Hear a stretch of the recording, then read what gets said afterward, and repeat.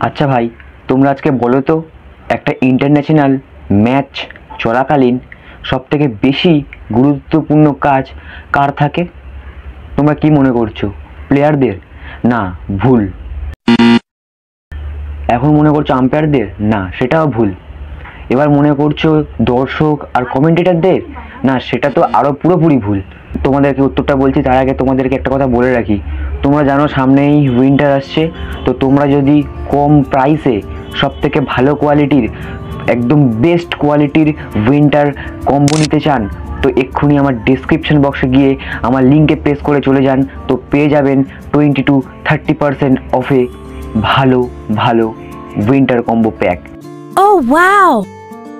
বিশ্বাস না হলে এক্ষুনি করে দেখুন।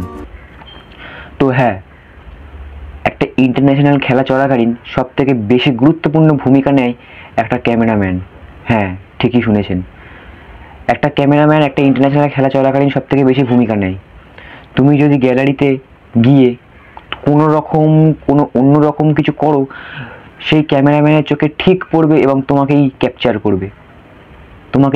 করবে।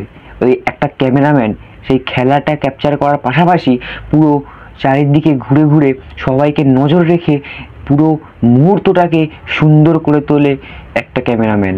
আমাদের যে ঘরে বসে আমরা টেলিভিশনে যে খেলাটা দেখি, ওই ক্যামেরাম্যান না থাকলে এতটা সুন্দর, এতটা রিয়েলিস্টিক আমরা কখনো দেখতে পারতাম না, কখনো বুঝতে পারতাম না। হ্যাঁ, ঠিকই শুনেছেন। তো আপনাদের কাছে একটাই রিকোয়েস্ট, আপনারা এই ক্যামেরাম্যানের জন্য কমেন্টে অবশ্যই একটা রেড হার্ট কমেন্ট করে যাবেন।